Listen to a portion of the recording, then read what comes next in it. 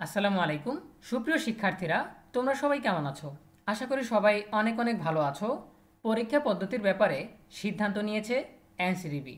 জাতীয় শিক্ষাক্রম 2022-এর সাথে চলমান মূল্যায়ন পদ্ধতি নিয়ে আলোচনা সমালোচনা আছে শুরু থেকেই। এই শিক্ষাক্রমের মূল্যায়ন পদ্ধতি নিয়ে এসেছে এক এক সময়ে এক এক সিদ্ধান্ত। এর আগে সৃজনশীল পদ্ধতি নিয়েও বিতর্ক কম হয়নি। তাই তো শিক্ষার্থী লব্ধ জ্ঞানের কতটুকু অর্জন করলো তা যথাযথভাবে মূল্যায়ন করতেই ইতিমধ্যে নতুন পরীক্ষা পদ্ধতির ব্যাপারে সিদ্ধান্ত নিয়েছে এনসিডিবি। সংস্থাটির দাবি, এতে পড়াশোনায় মনোযোগ বাড়বে শিক্ষার্থীদের। 2010 সালে মাধ্যমিকে প্রথমবার বাংলা এবং ধর্মশিক্ষা বিষয়ে সৃজনশীল পদ্ধতিতে পরীক্ষা হয়। পরে পর্যায়ক্রমে অন্য বিষয়গুলোতেও এই পদ্ধতির আওতায় আসে। মাধ্যমিকের পাশাপাশি উচ্চ মাধ্যমিকেও শুরু হয় সৃজনশীল।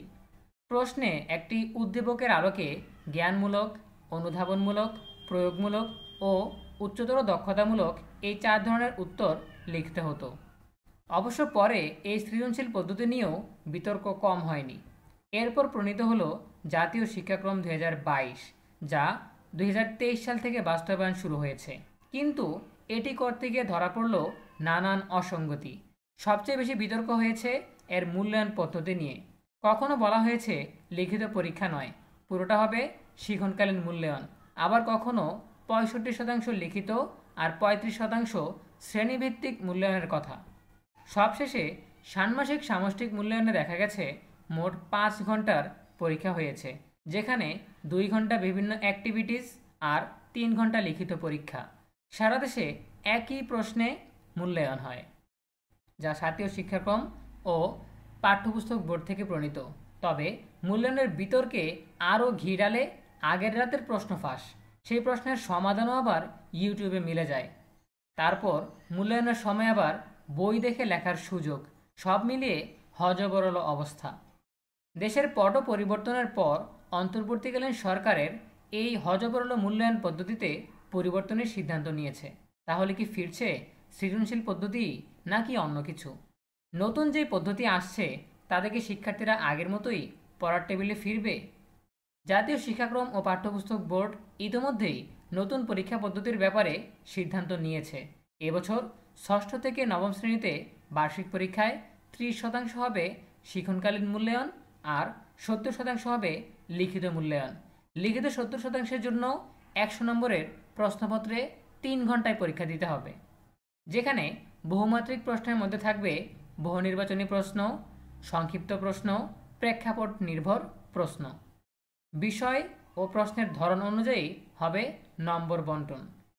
এনসিটিভি বলছে শিক্ষার্থীরা লব্ধ জ্ঞানের কতটুকু অর্জন করতে পারলো তা যথাযথভাবে মূল্যায়ন করতেই নতুন এই পরীক্ষা পদ্ধতি। এ বিষয়ে চলতি সপ্তাহেই পরিপত্র জারি হবে। এনসিটিভি সদস্য প্রফেসর রবিউল কবির চৌধুরী বলেন, আমাদের শিক্ষার্থী এবং শিক্ষকদের ক্যাপাবিলিটি চিন্তা করেই আমরা এই পদ্ধতিতে যাচ্ছি এবং আশা করি ইফেক্টিভ পরীক্ষা পদ্ধতি আমরা চালু করব। এটা সবার জন্যই উপকার বয়ে আনবে। নতুন পরীক্ষা পদ্ধতিতে শিক্ষার্থীরা পড়ার টেবিলমুখী হবে বলেও দাবি এনসিটিভির। প্রফেসর রবিউল কবির বলেন, যে মূল্যায়ন পদ্ধতিতে শিক্ষার্থীরা মূল্যায়ন করা হবে তাতে শিক্ষার্থীরা পড়ার টেবিলে ফিরে আসবে। শিক্ষার্থীরা পড়ে শ্রেণীকক্ষে তারা তাদের জ্ঞানকে প্রয়োগ করার সুযোগ পাবে এই পদ্ধতিতে। আর 2026 সালে কোন পদ্ধতিতে এসএসসি ও সমমানের পরীক্ষা হবে সে বিষয়েও শিগগিরই সিদ্ধান্তে আসবে কর্তৃপক্ষ। প্রিয় শিক্ষার্থীরা, এই ছিল আমাদের এখনকার আপডেট। এখনকার আপডেট থেকে আমরা যে বিষয়টা জানতে পারলাম যে ষষ্ঠ থেকে নবম শ্রেণীতে এবছর যে বার্ষিক পরীক্ষা হবে সেই বার্ষিক পরীক্ষায় 70% থাকবে লিখিত পরীক্ষা আর 30% থাকবে শিক্ষণকালীন মূল্যায়ন। এই 70% লিখিত মূল্যায়নের জন্য 100 নম্বরের প্রশ্নপত্র দেওয়া থাকবে। প্রশ্নপত্রে বহু নির্বাচনী থাকবে, সংক্ষিপ্ত প্রশ্ন থাকবে আর রচনামূলক প্রশ্ন থাকবে। ঠিক আছে, বিষয়ের ধরন অনুযায়ী নম্বর বন্টন জানানো হবে। এখন বলা হয়েছে চলতি সপ্তাহেই, অর্থাৎ আজকে হচ্ছে সপ্তাহের সোমবার, আর সপ্তাহের আরও 3 দিন বাকি আছে, মঙ্গল, বুধ, বৃহস্পতি। এই 3 দিনের মধ্যেই আমরা মূল্যায়ন পদ্ধতির সরাসরি বা স্পষ্ট পরিপত্র পেয়ে যাব। তখন আমরা তোমাদেরকে বিষয়গুলো আরও স্পষ্ট জানাতে পারবো। এরপর আরও একটা বিষয় বলা হয়েছে, সেটা হচ্ছে তোমরা যারা 2026 সালে এসএসসি ও সমমান পরীক্ষায় অংশগ্রহণ করবে তোমাদের জন্য সুখবর রয়েছে। কীরকম সেটা? তোমরা অনেকেই সৃজনশীল প্রশ্ন পদ্ধতি নিয়ে বিরক্ত, ঠিক আছে? কারণ 2.5 ঘন্টা সময়ের মধ্যে 7টা সৃজনশীল লেখা অনেক কঠিন একটা ব্যাপার। এই জন্য যদি তোমাদের মূল্যায়ন পদ্ধতিটাও একটু পরিবর্তন করা হয়, সৃজনশীল বাদ দিয়ে নতুন প্রশ্ন প্রণয়ন বা নতুন প্রশ্ন কাঠামো প্রস্তুত করা হয়, সেই ক্ষেত্রে আমার মনে হয় তোমাদের জন্য সুবিধা হবে। সে বিষয়ে বলা হয়েছে যে 2026 সালের এসএসসি ও সমমান পরীক্ষা কোন মূল্যায়ন পদ্ধতিতে হবে সেটা নিয়েও কর্তৃপক্ষ খুব শীঘ্রই সিদ্ধান্তে আসবে।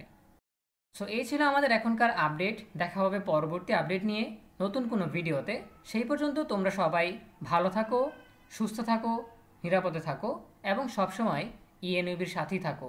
তোমাদের সকলের জন্য রইল অনেক অনেক শুভকামনা। ধন্যবাদ সবাইকে।